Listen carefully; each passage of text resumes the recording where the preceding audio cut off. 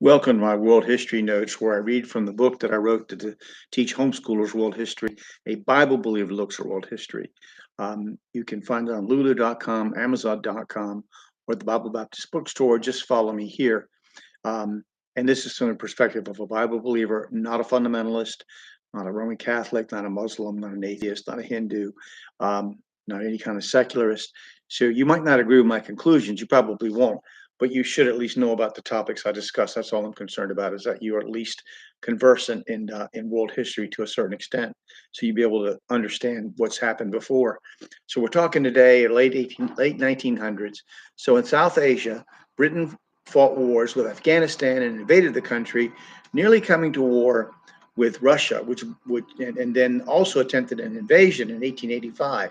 India saw the wholesale mutiny of Indian troops in 1857 and the massacre of many British nationals in what was called the Sepoy Mutiny.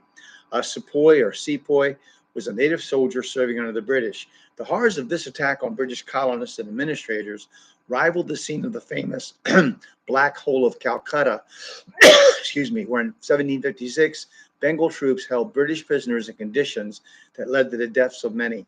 Britain finally restored order and took control of India. In Southeast Asia, Britain fought Burma and annexed the country. Siam, Thailand, managed to escape colonization, but Vietnam, Cambodia, and Laos became permanent French colonies as Indochina after much violent conflict by 1887. China, after the disastrous Opium Wars, faced the Taiping Rebellion,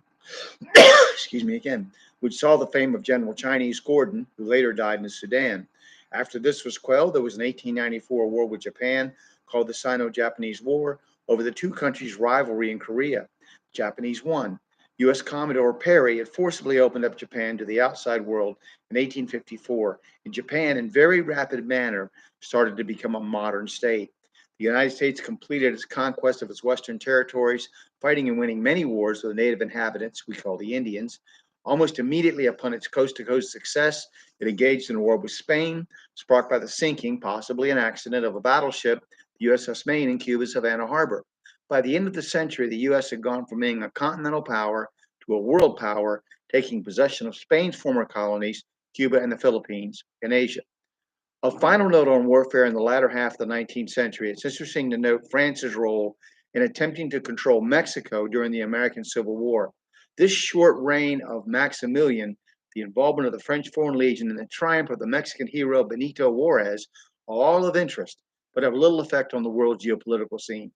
At the end of the century, Great Britain ruled supreme over the earth temporarily.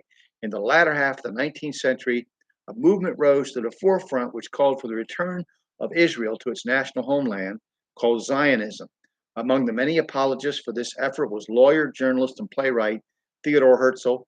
Anti Semitism, and particularly the Dreyfus Affair, helped him to articulate the frustration that the Jews felt in the world, particularly in Europe.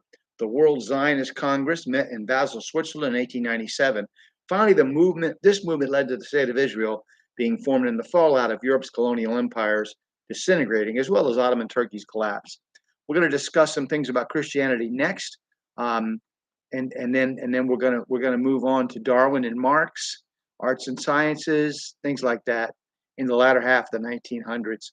So I thank you for watching. I hope you'll watch some more and have your own opinions about world history from your study of it. Okay, thank you.